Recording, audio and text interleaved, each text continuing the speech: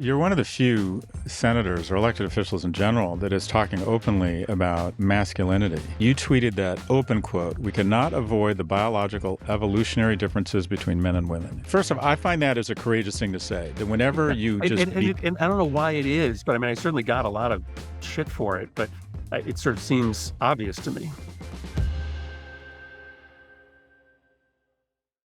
Senator, where's this podcast find you? I'm in Washington, D.C. Right now, we're in the middle of a afternoon vote series.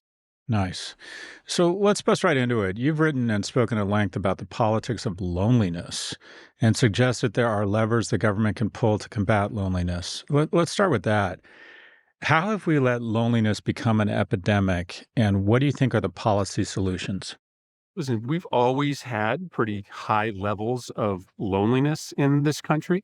We're all familiar with this emotion. There's nothing that public policy can do to erase from people's lives the feeling of being alone. But what we have seen is a dramatic rise in social isolation of late, which is leading to higher rates of loneliness. I think over the next 5 to 10 years, we'll show even bigger rates of loneliness. And that social isolation comes in all sorts of different forms. People have less friends than they used to. They spend less time with friends. They spend more time on their screens. People are working more at home, not in person. And I just think at our foundation, we are social beings. I think we exist to interact with others. All the happiness data I see tells us that we are happiest when we are spending time with family and friends. And I think this is a really dangerous moment for the human race, but for sort of Americans specifically. And I get it that there are sort of limited things that government can do here. And I know that a lot of people look at my work on loneliness and think that there's kind of an illegitimacy to government trying to help you make friends. But we got here in part because of choices government made and choices we didn't make in areas of neglect. And so I just think we have to have an honest conversation about how lonely people are feeling and the ways in which different government decisions can give more people a chance to connect with peers and friends and family more, which I just think will make the whole country happier and probably also have the byproduct of safeguarding our democracy a bit. So, on the ground level, does that mean national service, investments in third spaces, parks? What types of investments or programs can DC or the federal government make that helps facilitate or reconnect people? I think it's a pretty long list. First we have amongst many Americans, low and middle income Americans, a crisis of free time. So one of the most important things we can do is to just make sure that a 40-hour work week provides you with enough money to feed your family so that if you choose on the evenings and on the weekends, you can engage in leisure activities, which will often involve being part of the community. So right now, you need to work today 70 hours to earn the same amount of benefits for your family as 40 hours would have 40 years ago. And so that's a crisis in and of itself, but all that time working means less time to engage in leisure activity, which often is socialization. Second, I do think public investment in third spaces matter. The public pools were shut down in Hartford, Connecticut this summer because there was a funding crisis in my city and they couldn't find or pay lifeguards. And so there was no place for families to go that couldn't, pay to belong to a private pool. And Republicans, conservatives got in a bit of a kerfuffle about that. Why should government pay for pools? But, we have a long history, whether it be, rec sports leagues or public parks or public pools, of the government providing places for people to go. And then lastly, we just, through neglect, have allowed a handful of technologies to take over our lives. And you've spent a lot of time talking about social media, but we should also talk about online commerce and the way that that sort of guts healthy downtowns, which is also a place where people tend to connect and meet. And if we better regulated things like social media so that less kids get addicted, maybe that means that less adults are addicted, and maybe that means that you're spending more time outside of your house. So those are just sort of a handful of, pretty simple ideas about how government can be part of the solution. So let's double click on social media and the idea of regulation. Is it removal of 230? Is it antitrust? Is it age gating? What magic wand or what would you like to propose And what do you think is realistic in terms of legislation coming out of DC as it relates to big tech, of which I would argue there has been absolutely none? Yeah, and first of all, thanks for, your work and your moral authority on trying to compel an end to this era of nothing. But I do think there's a critical mass right now. I think there's just something fundamentally different in the air in Washington today than there was even 2 years ago. I see Republicans more interested in this than ever before. Listen. I am sort of willing to start wherever we can start because I just think exercising this muscle is really important. Senator Blumenthal's bill is the furthest along. But the piece that I'm maybe most excited about as a parent who's sort of watching my kids get addicted to social media is control of algorithmic boosting, right? So I've got a proposal with Republicans that would say for those under 18 years old, sites can't collect your personal data and use it to perfect content, which is the way in which most kids get hooked. That would be a fundamental change to the way TikTok and Instagram work. But I think if you are more careful about kids getting addicted and giving the tools of addiction to the companies, then those kids have a fighting chance and they are less likely to be addicted as adults. So that's one of the places that I would love to begin. And there's sort of interesting bipartisan consensus around that idea of controlling algorithmic boosting. So we age gate the military, alcohol, pornography, certain types of content driving, age gating, or saying that these organizations can algorithmically elevate content for people under the age of 18.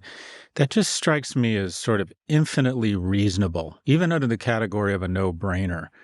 But I feel as if we keep getting our heart broken. Do you think this legislation is gonna pass? Who and what are the arguments amongst the people who are fighting this? So I think some significant social media regulation is going to pass. As you see right now in Congress, there is, a lot of understandable interest in the broader topic of AI and machine learning. And obviously, there's a lot of AI in social media. One of my worries is that we sort of skip over the easy stuff. Like you mentioned, age gating social media, and you don't even have to do what I'm talking about. You could just compel the companies to age verify for under 13. They say they don't allow kids under 13 on. Well, make them actually age verify that. Um, my worry is that we are going to kind of skip over social media and get involved in a much more difficult, much more nuanced, much more complicated conversation about broad AI or AGI regulation. And so my pitch publicly and behind closed doors to my colleagues is let's do social media first. Where's the pushback? I mean, yeah, of course, the pushback is from the industry who says that, if we overregulate, then we won't innovate in the United States. Those jobs will go somewhere else. There's often, interesting pushback from the left, who say, well, if you sort of make it harder for vulnerable kids to get online, well, that's where they find connection, and LGBTQ kids are going to be hurt if you make it harder for them to be online. So there's a variety of places where the pushback comes, but I don't think it's going to work. I don't know. I've been around here long enough to know when there is a gathering critical mass, and I know why you're skeptical because we've been talking about it for a long time, but you've been talking about it. Like the ground level of the Senate has not been disengaged until the last 24 to 48 months. And what do you think that it is that's created sort of this coalescence around we need to do something? Has it been people's witnessing their own kids' problems, the kind of mendacious behavior of these firms? Do senators feel lied to? Is it folks on the right, for whatever reason, want to go after these companies for censorship, and people on the left feel like they're destroying jobs? What are the forces that are bringing people together? Yeah, I think it's all of the above. There certainly is this strange political alignment here where Democrats sort of see the harm being done to kids, and our instinct is often to sort of see common sense regulation as a way to help that harm. And then you see Republicans who, kind of think that every big company, but in particular every big tech company is woke and in the pocket of the liberals, and they just sort of want to take steps to own those companies. But I really think the most important thing that's changed is the anxiety level of parents. And I have just I have a 15-year-old and an 11-year-old, and so I'm in the middle of this. And it is just true that parents had a fighting chance 10 years ago when you were really sort of thinking mostly about YouTube and a little bit of Instagram. And now that you're fighting against just superior algorithms from TikTok and Instagram and YouTube, it just parents just feel like they're not able to compete. And you do see, these numbers which are real in terms of the way that girls are feeling, the way that boys are retreating, and parents are just demanding that something change. That was really interesting the way you put that, the way girls are feeling, the way boys are retreating. What about specifically TikTok? Do you think TikTok should be banned, forced to be spun to U.S. interests? What are if and what is the threat you perceive from TikTok, and what would you suggest is the remedy? I mean, so I have no problem banning TikTok. I think it's a little weird that we allow a Chinese-owned company to have this much information about our kids, but I think it's a distraction from the real problem, which is that they have tapped into a market and they have perfected a technology that others are perfecting and somebody else will perfect if they disappear. So I have not been sort of the leader of the ban TikTok bandwagon, because I think you need a broader regulatory regime that applies to all these sites. I've got one kid on TikTok. I've got the other kid on YouTube, and I don't necessarily TikTok seems particularly addictive, but man, like, for a lot of younger kids, the YouTube algorithms are pretty effective as well. So you need to handle it all. You said something earlier in the pod that a family needs or someone needs to work 70 hours versus 40 a couple decades ago to have the same sort of opportunities and create the disposable time, like disposable income, to establish those relationships. What, I mean, there's unions. My big rant recently is why wouldn't we raise the federal minimum wage to $25 an hour? I would argue we spend too much time focusing on unions, which represent 11% of the workforce, that it's almost become sort of this false flag or a bit of a distraction that we talk about unions as if we're going to solve the problem of labor and putting more money in the hands of middle class Americans when it's 15 million people. I think the majority of Americans feel that the tension between capital and labor, the healthy tension that's existed, has become unhealthy. That capital has just been beating the crap out of labor for a good 30 or 40 years. CEO compensation, 30 to 1, now 300 to 1, top 1%, 90% of all income gains, and wages have just been flat for 30 or 40 years. What do you think practically are the most obvious solutions to trying to do what I think three-quarters of Americans would like to see happen, and that is to see more of this prosperity, I don't want to say trickle down, I don't even use the term trickle down, but waterfall down to the lower and middle classes? I mean, I don't think there are particularly new and creative solutions here. You are right that today a relatively small percentage of Americans belong to unions, but this is in our lifetime a historic low. It is also true that very few people make minimum wage. Certainly, very few people make federal minimum wage. But what we know about raising the minimum wage is that it is the quickest way to raise the entire salary structure, right? Because when the lowest wage workers start to make more, that puts pressure on the rest of the salary scale. I think the same thing holds for labor unions. When more people belong to labor unions, and labor unions deliver more generous contracts, benefit levels, that has pressures throughout the industry. And so, my belief is that we should just sort of unskew the balance right now between labor and management and allow more people to join these unions. But the other two things you can do are to make it harder on companies to take profit and earnings and stash it in places that are not increased wages and earnings. So, prior to 1982, right, you couldn't take your profit and dump it into stock buybacks. That was seen as an illegal manipulation of your stock price. And it's probably time for us to put some constraints on the other places that profit and capital go. And the final thing you can do is, just look back at historical data. If you sort of look at sort of the broad sweep of civilization, from what I understand, the input that matters most to the separation of wealth is educational investment.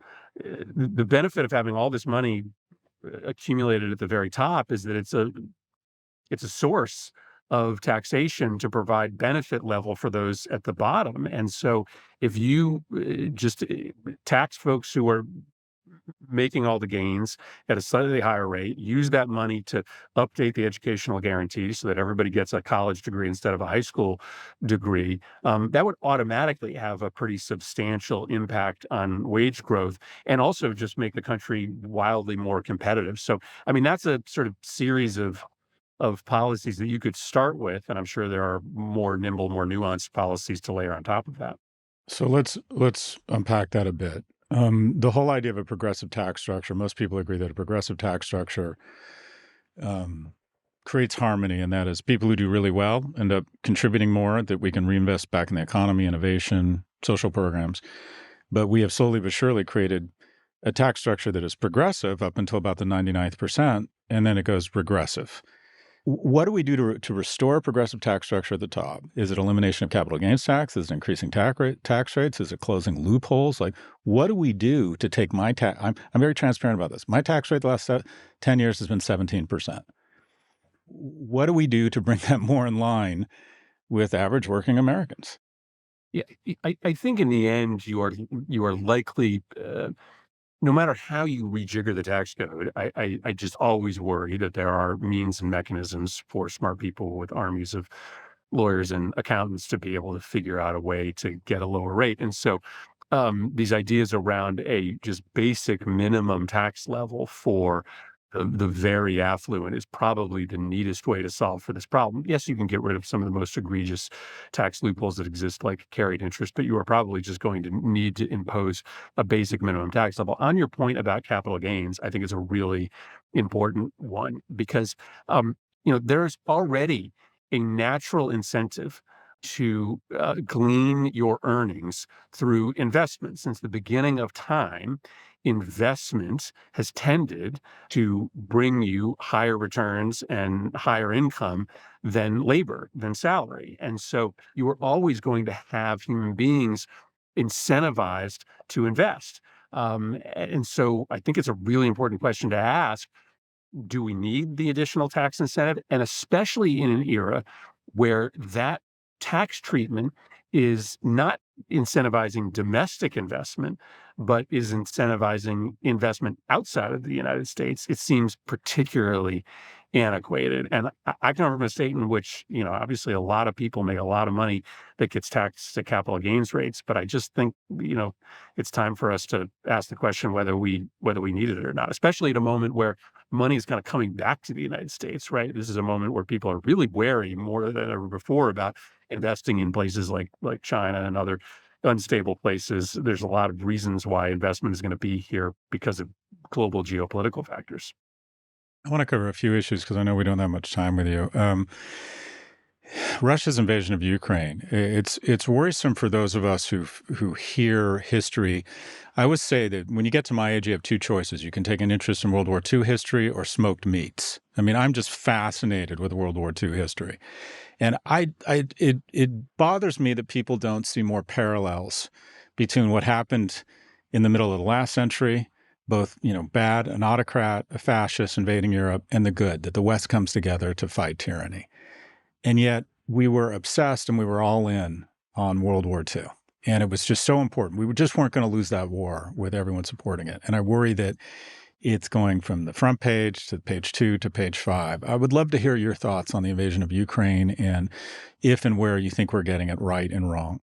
Well, and I think to your point, it's important to remember that we did learn a lesson here. I mean, of course, one of the stories of both World War I and World War II is how long it took for the United States and for the American public to become convinced that those were worthwhile endeavors, and our reluctance to enter those wars ended up prolonging the conflict, costing millions of lives. And so it is in part a determination to not allow that to happen again. And it is also, I think, just absolutely true that if Putin had been given a green light into Ukraine, he would not have stopped. Would he have tested a NATO ally? Maybe, but he's got plenty of other places to go, in the Balkans, in his more immediate neighborhood, in the Caucasus, in Central Asia, where there's no NATO guarantee. And so I just think, America has become the preeminent political and economic power in the world because of the post World War II order,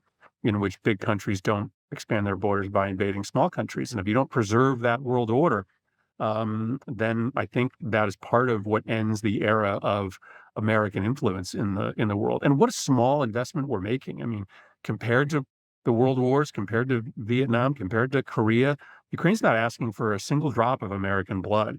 They're asking for a fraction of our GDP, and they will do all the fighting, and they're doing it pretty effectively. So I just think that this is a massively smart investment. But I can talk to you if you want about the reasons why this is a hard sell for the American public. It's in part due to years of foreign policy failure and military adventurism overseas that looked and was pretty unsound, that there's just a lack of faith that when we commit ourselves militarily overseas, that it's actually in the best interests of the country. You're one of the few senators or elected officials in general that is talking openly about masculinity. You tweeted that, open quote, "We cannot avoid the biological evolutionary differences between men and women. It's not toxic masculinity that causes men to commit 90% of murders, for instance. Both biology and thousands of years of culture have wired men differently. Policy has to acknowledge that." Say more about, first of all, I find that is a courageous thing to say, that whenever Yeah, you just be, and I don't know why it is, but I mean, I certainly got a lot of shit for it, but it sort of seems obvious to me. it strikes me in my experience is that whenever you advocate for men, there's a gag reflex, and they worry that you're going down a thinly veiled rabbit hole towards misogyny, and that advocacy is a zero sum game, and that so many people negative voices slipped into this void of not talking about various obvious challenges that young men are facing, that I think correctly people have a bit of a gag reflex. But first off, I just think that's just an incredibly important starting point to acknowledge that generally speaking, men and women are predisposed to different types of behaviors and receive things differently. Talk about masculinity and how you think we can develop a more modern vision of masculinity, a positive vision of masculinity, and if and what role government plays in that. Sure. And to this point about, the skepticism, I mean, I got it from my teenager who read that tweet and said to me, he said, "Dad, it's too soon." And I said, "What do you mean?" He said, We're engaged in these huge fights for women's healthcare and gay rights, and those are the things you need to be engaged in, not a conversation on behalf of men." And to our friend Richard Reeves's point, I just think you have to be able to do more than one thing at once. And I guess I come into this issue through the prism of violence, right? So I spent the last 10 years of my life working to try to lower the rates of violence in this country. And you just can't spend 10 years working on this issue and not understand that men are hardwired for violence. 95% of the murders in this country are committed by men. And, that is because our biology just works differently. And so I do think it's a really important conversation to have, especially at this moment where there's this remarkable change happening in the workforce and in the economy, where this sort of seminal idea of men as the breadwinner is being erased, and for good reason, because women should be able to, participate in the workforce at the same rate. But you have to kind of speak to this loss of control that American men are feeling today. Now, I think all Americans are feeling a loss of control and agency, but I think when it comes to economic control and agency, that feeling of disempowerment is even more cataclysmic for men. And so when I think about the need to make wages be living wages, when I think about the need to sort of put people back in control of their economic lives, I think that is in particularly important for men who have long believed that their masculinity, that their identity was tied up in earning enough for their family. And well, I think that they will always, for the foreseeable future, feel a threat from women in the workforce. At the very least, we can make sure that if both parents are working, as they sort of work through the change that's happening, they at least have enough money to feed their family. I think that is particularly emasculating. This idea that you can work and not make enough to send your kid to college. So wage policy, earnings policy, I think is a really important piece of redelivering men the meaning that they have lost. Yeah, I mean, you've been a real leader around gun control. And, when you hear about these mass shootings or you turn on CNN and you see a bunch of, SWAT teams surrounding a school, you know who the shooter is before you know. And what I also find kind of interesting, though, is that we will talk about how 90% of murders are committed by men, but also men are much more likely to commit violence against themselves, 4 times more likely to kill themselves. It feels as if the frame through which we look at men is we're very comfortable talking about the crimes they commit and trying to recapture social status, but we're not as empathetic to them. That we want to punish a 19-year-old male for the sins of his father and his grandfather. Is there a way we can address these problems, but also begin to frame masculinity as a positive as opposed to a negative? I mean, you're raising 2 boys. What are you telling your boys about masculinity and about what it means to be a man? Yeah, I think that's I'm not somebody who necessarily does a lot of telling, right? I mean, I think I do more showing. um, I mean, I just try to model for them, what a leader looks like, what kindness and caring looks like. I try to show them that sort of nurturing, matters for men, right? That's something that brings tremendous value, and it's not something to sort of shy away from. I try to spend much more time sort of modeling what being sort of a good person, a good human being is, rather than modeling for them what being a good man is. And maybe that's the luxury of class, right? I mean, maybe my kids are going to grow up in a relatively economically secure manner. And so they may not have some of the crises of identity and meaning that others have, that tends to coincide with economic powerlessness. But sort of the choice that I've made. I don't know. It sounds like good parenting, Senator. Whenever I try and lecture my kids, that's a guarantee they're going to turn off and probably go the other way.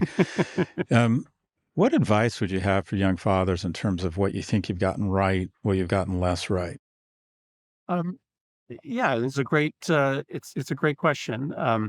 I do see this retreat that is happening. And I find myself being much more purposeful in the work that I do with my kids to put them in social settings than my parents were with me. I just don't think I had any other options. There were less mechanisms for me to withdraw. And so I think as a parent, I always sort of look back on my best moments as the moments where I wasn't telling my kids sort of what chances, what socialization opportunities they needed to take, but that I was sort of pressing them hard to put them in those spots. And I just think that's a consequence of an environment today where it's really easy for kids to be on their own. I think the other thing that I have learned is that the amount of academic pressure on our kids today is pretty overwhelming. And my kids, for instance, I don't know if it's the same for you. My kids, have an online grading system in which they can see their grades in real time, and that starts in sixth grade. For a 11-year-old, that's so unhealthy because the measure of success for them is not, the grade that they are getting in math or science, but they feel, such pressure to sort of to measure to those standards instead of other standards like being a good friend, being a leader, being a moral model. And so I've been at my best as a parent, where when I have depressed the emphasis on academics and increased the emphasis on sort of understanding other ways to assess your worth. I think the last thing is what I've seen is that this culture of kind of owning people you disagree with is really central to being a teenager or a boy today. And sort of just working through that with kids and, understanding that there are other ways to feel good, besides saying something nasty about somebody you don't like online or through a text. And you've just got to spend real purposeful time working through how, in the end, that is not going to bring you fulfillment. And moreover, I've gotten to observe you. You don't get to observe me because you're in such the public spotlight. But the thing that always struck me about you is you're talking about some of the most emotional issues in America, specifically gun violence, and literally the havoc it has wreaked on our society and people's lives. And what I find just impressive is just how even keel you are, just how unemotional you can be. I mean, you're talking about the most emotional of topics, and you're not adroit, but you're just very sober and very pragmatic and very measured. And I'm just curious, when you're off camera, where do you feel the most joy and sort of awe, if you will? And also, what really pisses you off? Where are you most frustrated? Like, where do we see the peaks and the valleys in Chris Murphy when you're not in Senate? I think, part of what I'm good at is unplugging. I mean, this set of issues that I deal with are just, are immensely emotional. I mean, this issue that I've chosen to be in the center of, gun violence, right? I mean, it's unlike any other because I spend all my days with, people who've gone through the unthinkable, who've lost their kids, and they count on me to deliver something for them. And so part of the way I deal with that is to just unplug, to, go back home and watch the Red Sox, to hang out with the kids, to, manage my fantasy football team. Like, I'm pretty good at doing that and sort of stopping thinking about all of the rest. But I do get, I'm not on this issue of violence. I mean, I get absolutely furious, at how broken this system is, because I'm in the midst of an issue where, um, 90% of Americans wanna do something, and democracy can't deliver, and that is absolutely infuriating, to me, and I'm not somebody where you see that all the time, but the reason that I think I've had success on this is because I just don't give up. I don't give up. I don't care how the odds are stacked against me. I don't give up because inside, even though I may not wear it on my face, is a fury about how badly we've screwed up life for a lot of kids. And here's what really makes me angry is, the invisibility of the kids in my neighborhood. So I live in the south end of Hartford, pretty violent neighborhood. Those kids, in my neighborhood, school is the safe place for those kids, right? Those that schools, they feel great when they're in school. It's outside of school when they can't leave their house. Their parents tell them, when you come home from school, you lock the door and you don't go out until I come back home. That's what makes me furious, is that those kids are invisible and the only thing we see are the mass shootings. That's just unacceptable to me and part of what drives me on the issue. So if you could ask, we'll get about 200,000 people will listen to this podcast. If you were to ask them and say, "All right, I'm working at this. I have sacrificed for this. I'm doing everything I can. I need you to do this one thing," because the majority of Americans realize this issue is not only out of control, but has this really tragic normalization happening to it, where we're humans are very. It's sort of a benefit and a flaw of humans is that we're adaptable. We're getting used to climate change, which is not a good thing. And unfortunately, we're getting less and less horrified by these mass shootings because we're just seeing them so often. What is the one doable thing you would want people listening to this right now that would help move the needle there? Listen, American politics is about organized political power. And for 30 years, the gun lobby had organized political power and we didn't. We have it now. But that's only because we have these groups, right? And there are a whole panoply of them: Moms Demand Action, March for Our Lives, Giffords. that's where the power comes. And so the one thing you can do if you care about the issue of gun violence is join an organized political group. And occasionally, not every day, maybe not even every week, but every 2 weeks, respond to one of their action alerts, because it is that volume level that we have created on the issue of gun violence, now higher than the volume level that comes from the gun rights groups, that has put us in a position to change laws that allowed us to pass the law last summer. So join a political organization. Don't think that advocacy is just opening up your Twitter feed and replying to somebody or liking a post. Advocacy is joining an organized political organization. Chris Murphy is the junior U.S. Senator for Connecticut, the youngest person elected to the Senate. Since the Newtown school shooting in December 2012, Senator Murphy has become the best known leader in Congress in confronting the plague of gun violence in America. Now in his second term representing Connecticut, he and his wife, Kathy, an attorney, have two young sons, Owen and Ryder.